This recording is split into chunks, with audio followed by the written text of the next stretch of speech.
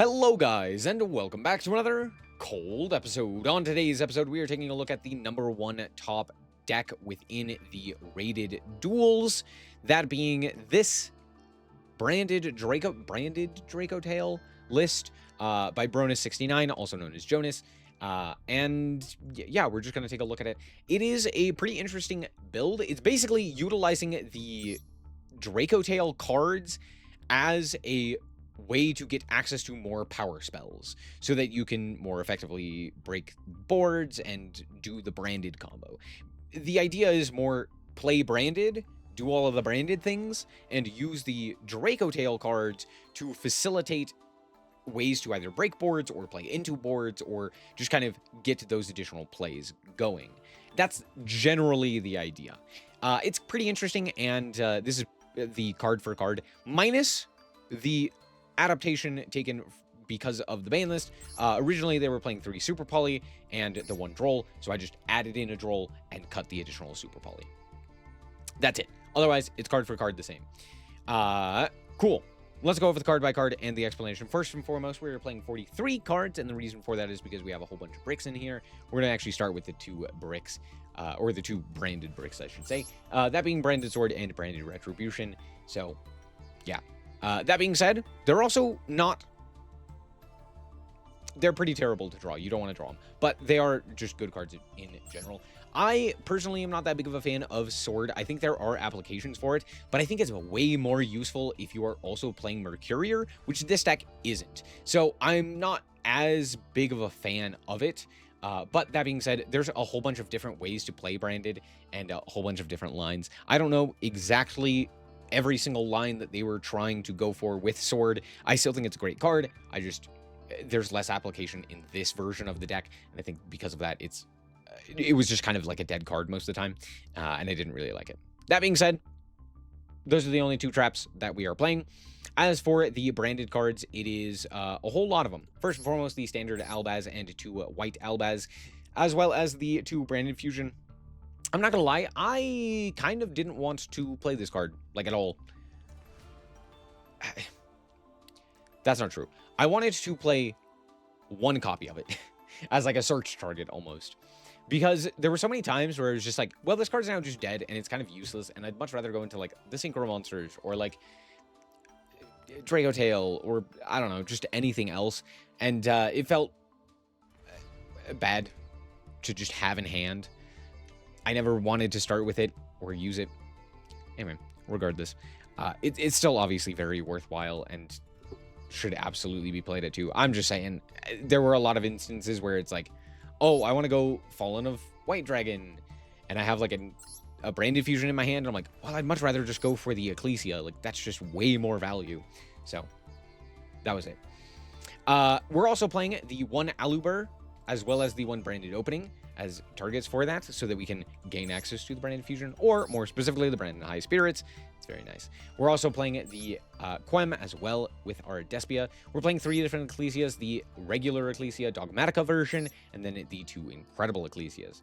Then we have a few other, like, bricks, quote unquote, that we mostly want to send for the combo, which is that of the Golden Sword Soul, which has the ability to reborn a guy, most notably in Ecclesia. And then we also have the Tri-Brigade Spriggans kit, which, when sent to the graveyard, also reborns another guy, which then gets you access to more, right? Because it reborns another guy. And the idea with both of these is that it allows you to go for Ecclesia and an additional Omega, so that you can use the Omega to just rip an additional card out of the opponent's hand. That's kind of the idea. As for, we're also playing 2 Cartesia, and then the 3 Albion the Shrouded Dragon to put cards into grave and draw and all sorts of other stuff. It's also very useful with the quick play Branded High Spirits, which we're also playing 3 of. This card is probably the best card in Branded right now, being able to both search the white Albaz and send an additional guy to the graveyard off of the myriad of targets for you. So that's kind of the idea. As for the rest of the cards, it is just... Oh, sorry. Fallen and Virtuous. Of course, that's also a branded card. As for the rest of the cards, it is mostly just the Dracotail stuff. We're playing 1 Fyrazole, 1 Phimena, 1 Erdala, and 1 Lucius, as well as 3 apiece of Ketu and the 1 Rahu, or the 1 Rahu, yeah. And that's it for the Dracotail cards. It's actually a pretty small amount, but the idea is to basically use Arthalion as a way to get access to additional branded plays, and using, again, the Dracotail cards as a way to push through with, like, power spells, right? Because Ketu is a very nice card going second. Rahu is just a generally powerful card, and using both of these, you get access to additional plays, right? Because Ketu has the ability to fusion summon any of your guys, like any dragon or spellcaster, and then you have the Arthalion, which can add back something like a Fallen of the White Dragon, and then you can use that effect from the hand. So there's a bunch of synergies of that, where just being able to play those additional Dracotail cards matters quite substantially. The only other non-engine that we have the Droll and the Super Poly, and then the Maxi and 3 Fua. And that is it. We're not playing Called By, we're not playing Cross Out, or anything of that nature. Last card, Magnemite. He's in here as well. As for the extra deck, it's pretty interesting, and I have some comments on it that we will get to at the end of the video. But we have ourselves the Titaniclad, we have 2 Albion, the 1 Mirror Jade, the 1 Albalenitis, the 1 this one, Dusk Dragon. We have the 1 Rinbrum, the Arthalion. Our only Dracotail name is Arthalion. Keep that in mind. Sometimes you won't have a Dracotail, and it matters a bunch. We also have the Secretarion. We have, and then 2 Dogma, or Dragon that Devours the Dogma, and then the Omega, the Ecclesia, and Luluwellith. Luluwellith. It's the one that negates stuff. Special summon it off of the Granganol, and negates things. It's okay. And then the SP Little Knight. And that's it for the deck. Let's hop into the replays and show you how the deck performed. Alrighty, so here we are going first, and our hand is bad. But let's see if we can... Okay, it got worse. Okay, let's see if we can get something off of this Albion. Maybe we can draw something that's useful. I'm just going to send the opening because both of our targets are currently in, and we drew Fua. Okay, well, here's to hoping and praying. We're going to start off here with the Aluber. We're going to activate the effect of the Aluber to grab the Brandon High Spirits. We're going to reveal the second Albion so that we can send a guy and then add the Wildbaz. We're then going to activate the effect of the Wildbaz so that we can send an additional guy. We send the Rinbrum. We're going to special summon the Wildbaz. Wildbaz effect is going to not resolve. Oh, no. See, this is the problem. If our opponent pretty much had anything there, there's nothing I could have done. I have 3 dead cards in my hand right now. So that's just real bad. Yeah, we just have to pass. Go for the Albion. There's a reason also I sent the Rindbrum. The reason for the Rindbrum specifically is because of the cards I could have potentially sent there, right?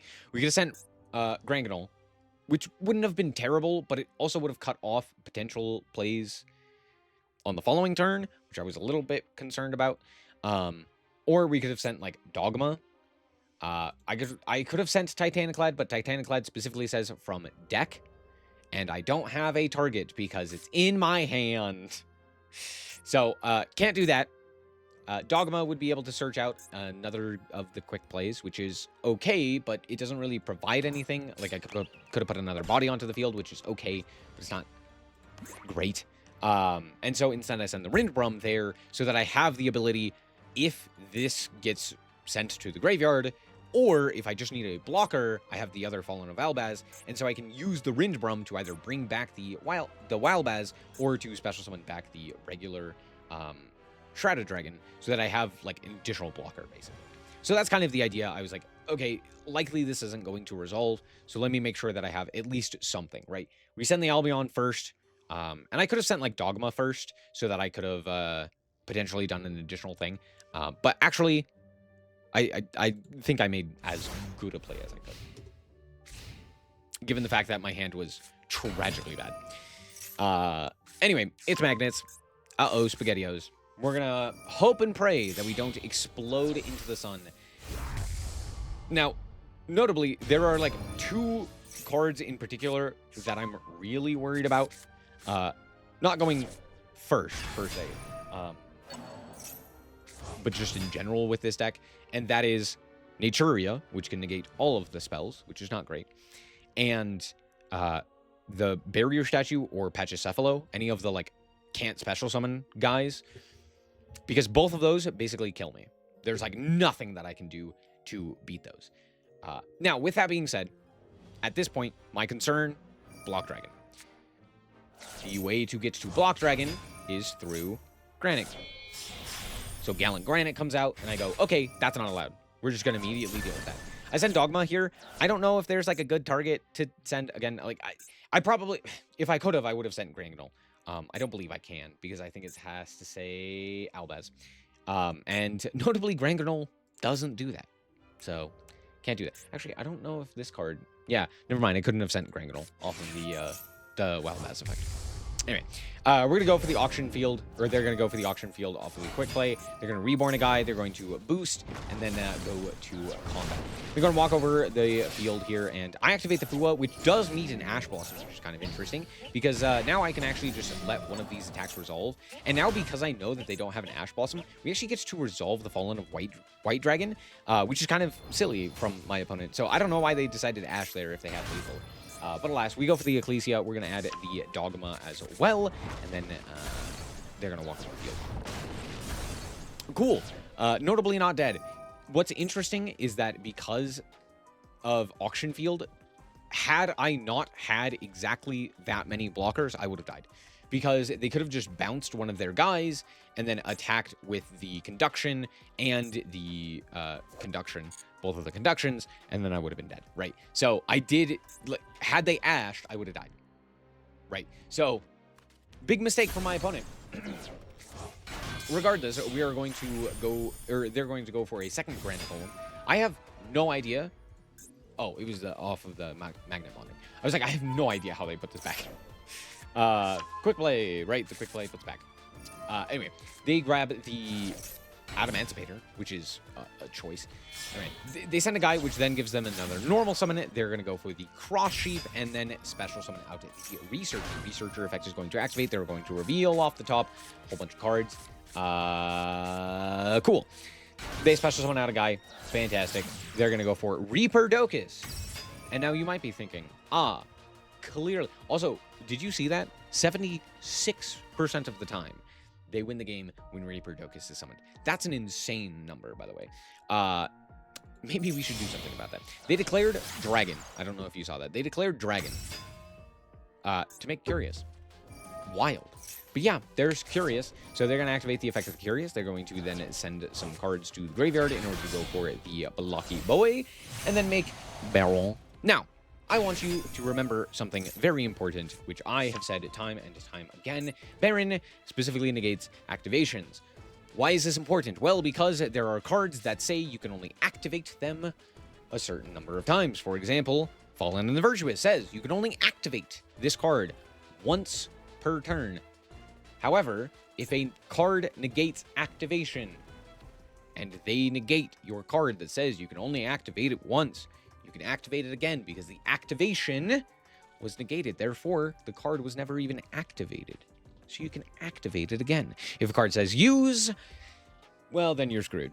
But seeing this and knowing that Dogma is currently in my grave, I go, oh, fantastic. What I can do is search a second Fallen of the Virtuous, or Fallen and the Virtuous, and threaten the Baron. Fantastic. So that's kind of my game plan. I'm like, okay, I have a fairly decent hand as follow-up. Like, I can Quem, I can Ecclesia, and I have the two disruptions in the Fallen and the Virtuous. So I just have to kind of make sure that they don't summon Naturia Beast or one of the other barrier statues. We got lucky. No barrier statue, no Pachycephalo, but they do summon Dragite, which also has the same text. Negate the activation. Oh, fantastic. Out comes the Block Dragon, and I'm like, oh. And then they link it off. Oh, happy day, happy day. If they had kept the Block Dragon on the field, I do not know if I could have beat them. Straight up, Block Dragon is an insane card, by the way. It protects all of the rock monsters on the field from destruction. So I could have potentially, like, destroyed Baron which would have been nice, but they also could have just let the Baron die and then kept up the negate, and I kind of wouldn't be able to do anything. So there's that. Also, notably, this card does say when your opponent activates a spell, trap card, or effect, while you have a water monster in the grave, you can negate the activation. And they just let me get away with adding back the Brandon High Spirits. So there's that. Don't know why they did that. Anyway, we have the 2 Fallen in the Virtuous, as well as the Brandon High Spirits, as well as the Rahu that we draw off the top. So, fantastic. We're going to start off here by targeting the Baron. We're going to send it to the graveyard, the Ecclesia. We're also doing this in draw phase, which may seem strange, but the reason for it is because there's like one card that kills us here, and it's Droll. If they have a Droll as well, and I get drolled on the activation of the Brandon High Spirits, I am just like cooked. So I really need this to resolve so that I can get as much advantage as I can, because playing into this established board, like, it's a lot, right? They have a destruction effect, they have a bounce effect, they have a banish effect, they have 2 negates, one of spell traps specifically, and one's an omni. So I'm like, okay, I have to be able to have as much advantage as I can. So the idea is I activate this in draw phase so that I don't lose to a potential unknown in hand. I don't think we know. We know an Adamancipator's in hand. I don't know the unknown, the last card in hand.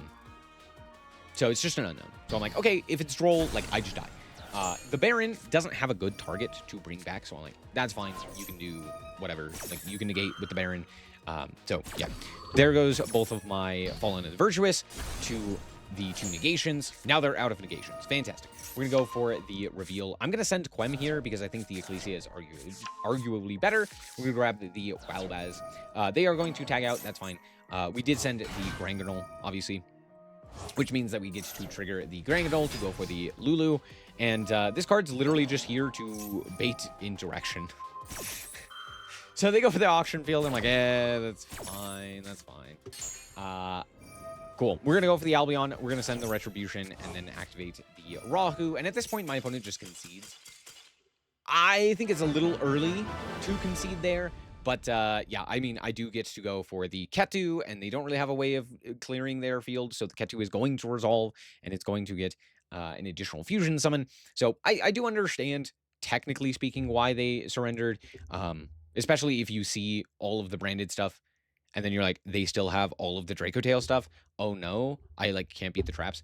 It's reasonable, but I think it may have been a little bit premature. Regardless, good game. Alrighty, here we are once again going first, and our hand is actually pretty Dracotail heavy, I'm not gonna lie. But we did draw Retribution, because of course I did. We're gonna go for the Walbaz, we're gonna special summon out the Ecclesia. Notably, I send the Albion. And honestly, I shouldn't have sent the Albion. I should have sent Dogma there, because we already had Retribution in hand. So sending Albion is just less valuable, because we could have sent it off of a Dogma, or not off of a Dogma, off of the Fallen and the Virtuous. So we could have like activated a Fallen and the Virtuous on something. Regardless, they ashed the Ecclesia. That's fine. We still have access to the Lucius and the Ketu, and this is one of the things that I was talking about in the deck profile, where Branded Fusion kind of just clogs the hand. Like, it doesn't do anything here. We want to go for the Synchro. We always want to go for the Synchro. It's just so much better, right? Sure, they ash it. Great. We could use it on the following turn to do a whole bunch of other stuff. So it's just like way more value to go for the Ecclesia. And so the Branded Fusion is just kind of dead in hand.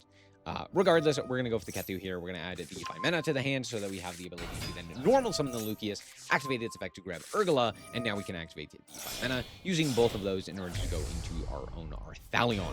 Here we trigger the Arthalion to add back 1, and then go for both of the effects of the Ketu and the Urgula.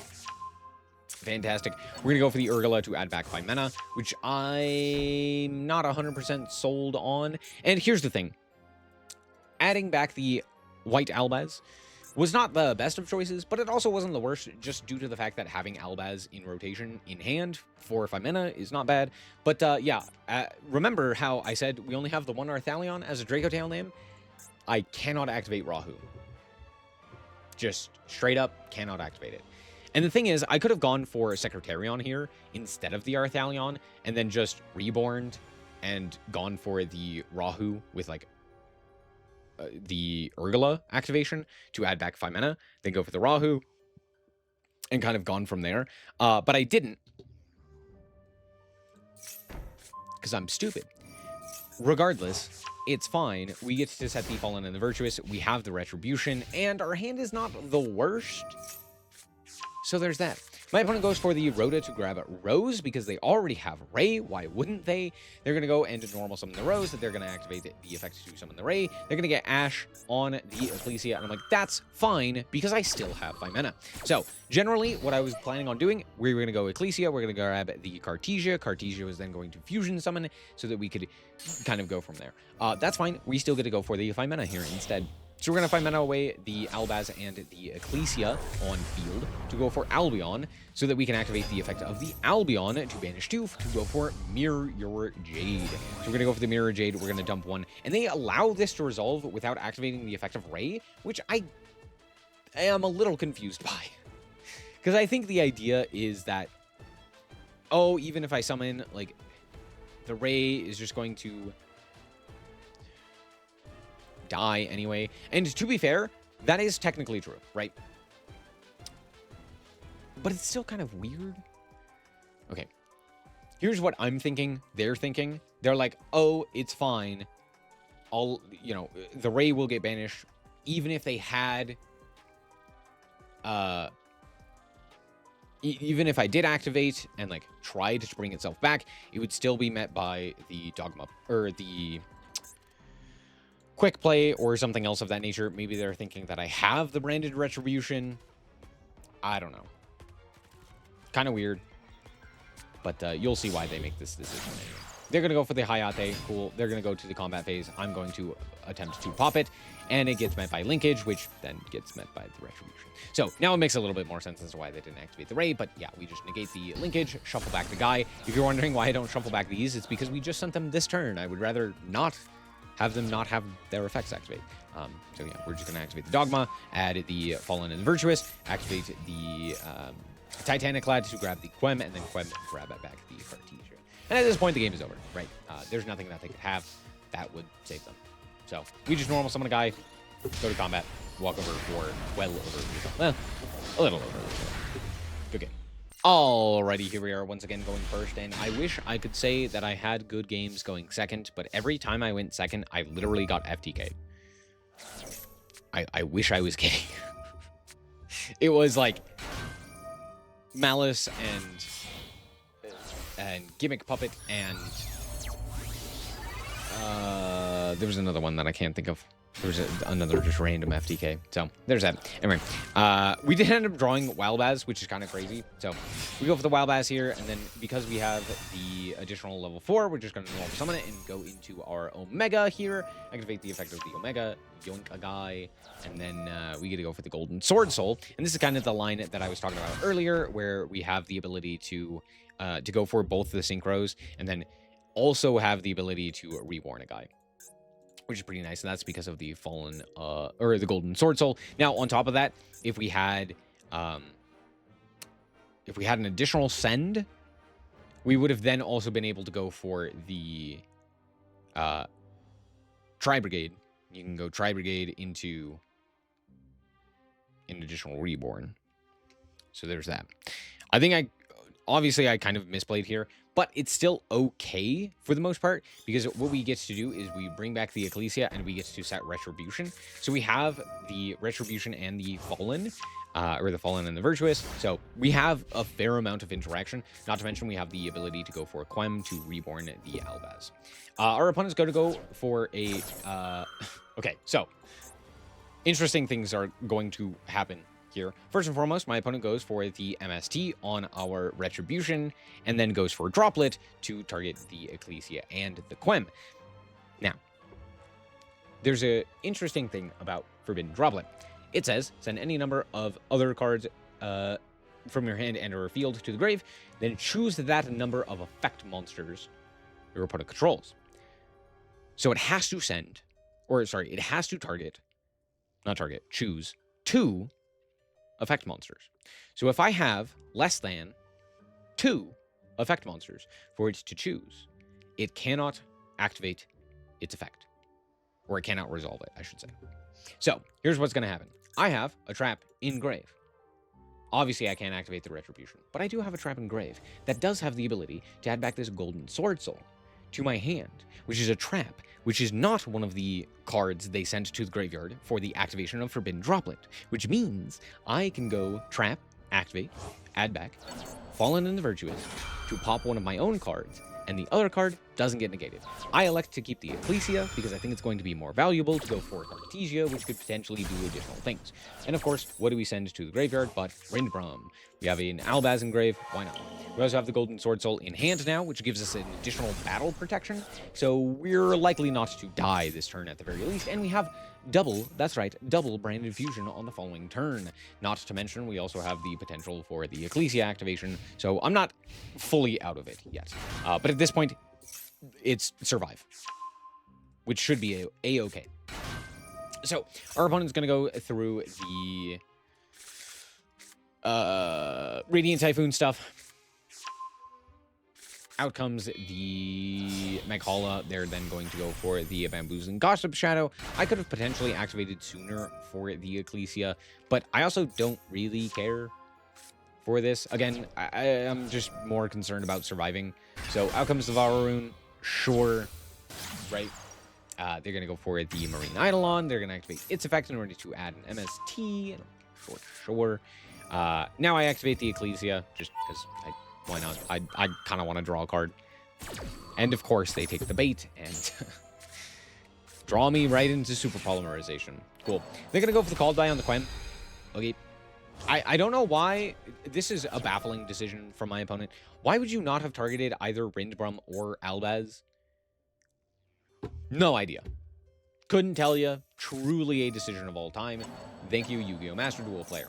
They're going to draw a card by shuffling back 3. Then they're going to activate the Radiant Typhoon in order to, or the Vararoon in order to put into the back row 2 of our cards. Then they go for the Doom Eagle. It's a fairly good choice. They're going to go for the Doom Eagle effect. They're going to shuffle back the Albion. And then go to combat. Also, again, they once again didn't shuffle back Rindbrum nor Albaz. I don't know what the decision-making there was. Like, you could have just waited and been like, are you going to activate Rindbrum? No? Okay. And then just let me pass with not activating Rindbrum. But alas, they take every bait possible. So, first and foremost, they have already activated the Doom Eagle. I'm like, okay, great, fantastic. Then they attack into the Golden Sword Soul. So now I get to activate the effect of the Golden Sword Soul to negate the attack and special summon this card, which is pretty good. But alas, they said, no, I don't want you to do that. And they negate with the Vararoon, which notably only has 1 MST engraved, which means that it won't be negated, or destroyed, I should say. So now I get to go for the Rindbrum to special summon out the Albaz, and Albaz gets to special summon out an Ecclesia. So I don't know what my opponents are doing. They're clicking buttons. But alas, out comes Ecclesia. Ecclesia grabs Dogma Punishment, or Fallen in the Virtuous. It's basically Dogma Punishment, let's be honest. And pass the turn. We draw Ketu, which is fantastic. We're going to give them back their card, and I'm immediately going to go for the Ket and Purge. Okay, look, I know that may have seemed very silly. You were probably thinking to yourself, why did we immediately start with Ketu? And the reason is because I had Fallen in the Virtuous and an additional Retribution engrave so that I could chain to MSTs. I was like, surely I'll just activate the Ketu and it will resolve because I'll chain to the 2 known MSTs. I think one of them is technically an unknown, but I'm fairly certain both are known MSTs. So I was like, okay, it's fine. I'll just, chain and chain, and then they won't be able to negate. And then it was Purge. And now I'm just sad. Anyway, I also activate Ecclesia here, and then I make SP. I don't know what I'm doing. Dude, I'm clicking buttons. The idea here is very similar to the previous activation of the Ketu, which is the idea that I am going to banish Mandate. I don't know why I don't just activate Branded Fusion, locking myself into fusions, but I don't. So there's that.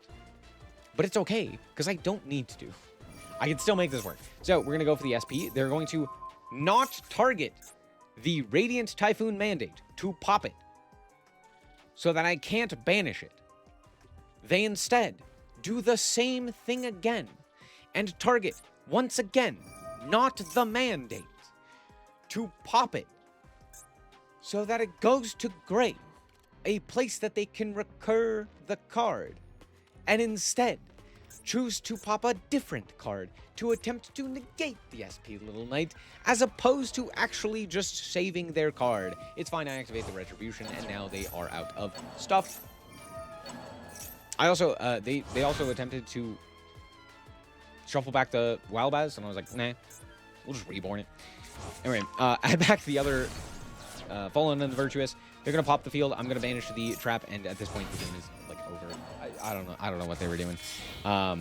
Cool. I go for Omega 2 Electric Boogaloo to rip the card out of their hand again, and then I set 5. Why did I not just activate the Branded Fusion? It's fine, because we still have the ability with the Ecclesia in grave to reborn the Ecclesia or the Albaz and then super poly the field. So it's not the end of the world. Probably. They go to combat. I'm like, no. I have no idea what I'm doing here. I couldn't tell you. Anyway. That's all. They shuffle back a guy. I'm like, that's fine. And they pass the turn. Cool. Why did I not attempt to special summon instead? I don't know. I just activated the Branded Fusion here. I'm like, let's just get this over with. We're going to go Chainlink 1 and Chainlink 2. They're going to go Fushina. I'm going to attempt to get the card out of the background. This is, okay, this is weird. They did have the Sheena. Cool. Great. Fantastic. Doesn't really matter. Why? Because I can still kill them. So, away goes the Omega. That's fine. We actually shuffle back the Albion. But notably, I still have a target with which to fuse to go into Mirror Jade. So I could actually still just go Mirror Jade here. We also go for the Ketu. We're going to activate the effect of the Ketu in order to grab the Urgala. And at this point, the opponent realizes, oh, shoot, I still have a guy on field, which means that Ketu also gets to fuse, which is exactly what we're about to do. And then we get to kill them. So, woof from both of us. That was a game. Good game. All right, we're back with the deck, and honestly, Branded is still incredibly powerful. However, I will say, there are a lot of times where going second, you literally just get FTK'd. And I'm not talking about, like, oh, you know, your opponent just does a combo that's really powerful, and then you can't break it. No, I'm talking legitimately, the idea is you don't get to play the game. Gimmick Puppet still exists. Arcana Force still exists. There's a bunch of these actual FTKs, like Dark Strike Fighter, that still exist. And you literally, it's not a matter of you don't get to play the game. It's a matter of, it's not a matter of like you can't break the board. It's a matter of you don't get to play the game. And I think that is one of the downsides to this version of the deck. If you are not playing against other top decks, like Cool Tune, which is a pseudo FTK, or Branded, or Dracotail, or Vanquish Soul Canine, or something of that nature that is a good, competent deck that has the ability to both go first and second, and isn't specifically designed to not let you play the game, this deck is pretty good. Against a lot of those decks, I was still able to play the game and effectively interact with the opponent, playing into those established boards. The only problems that I had with this deck was the fact that so often I just didn't have the ability to play the game because I didn't draw turn 0 interaction. I didn't draw one of my, like, 4 hand traps that I have. 6, sorry. I didn't draw one of the 6 hand traps that I had. And sure, my hand may have looked good, you know, a Super Poly and a Fallen in the Virtuous and a Ketu and stuff of that nature that are nice, but don't give me the ability to actually play into those boards or actually even just play the game. So oftentimes I just ended up looking at my hand, seeing that my opponent was literally about to FTK me and going, oh, I just lose. So I don't necessarily think that this is great for Diamond. But I think in like the higher tiers where people aren't playing the jank FTKs and are more playing what you would expect to see, either at lower tiers where, again, just FTKs are less common, or in like Master and the higher tiers and like Rated, I think this is a very good deck list. I think it's again, using the Dracotail cards as basically power spells to facilitate the branded combo is a good idea. I think it's really good. But again, I still think that the Dracotail cards add a lot more oomph because they add playability to hand traps, right? You can just cycle more hand traps. Or just generally play more hand traps. And 2, you get 5 mana, which is a massive boon. Being able to like 5 mana into whatever the opponent's doing to kind of cut them off of the ability to play the game. Yeah. Now you don't get FTK'd. You actually don't immediately die. It's nice. Oh, the other thing. Lulu Lilith, not great. It wasn't terrible. But the problem was not that it wasn't useful. It was that it would have been less useful than something like a second Granguignol, a second, or not a second, or a second Dracotail name, right? There were a lot of instances where I wanted a second Arthalion or something else of that nature, just as something to do. And the other thing is SP Little Knight was just bad. I also just didn't have a super poly target, a specific super poly target, right? There was nothing that I could go into without an Albaz or something else of that nature on the field for me to then fuse away with the opponent's cards. So what ended up happening is that oftentimes I would just have a super poly in hand and it wouldn't actually do anything. So while, sure, this deck may be okay into Dracotail or into Branded or something else of that nature, it was terrible into like Elf Note or insert other deck that has a whole bunch of interaction that prevents you from even putting the Albaz on the field. Like, if I didn't just hard draw Albaz to set and then super poly away, I couldn't do anything. So, as much as I think that this is a good concept, I don't think it's great for specifically ranked. So, that's my gripes with it. Again, obviously, I think it's fantastic for rated. They obviously got top 1 for rated, but I think in a more closed metagame, like in the rated duels and all of that, I think it is significantly better, similar to that of like Cool Tune or other such decks of that nature, right? And I think maybe carving out some of the worse options, right? Like these two, to play better generic cards, right? Like super poly targets or what have you, as well as potentially playing additional hand traps, which kind of sounds terrible, but like, yeah, it might be worth it to play, you know, Ashes or something of that nature, Nibiru's maybe. So those are my thoughts. Overall though, it's a cool deck. That's all. Thank you guys so much for watching. Hope that you guys did indeed enjoy it. If you did, a like is very much appreciated. And remember to always stay frosty. Bye-bye.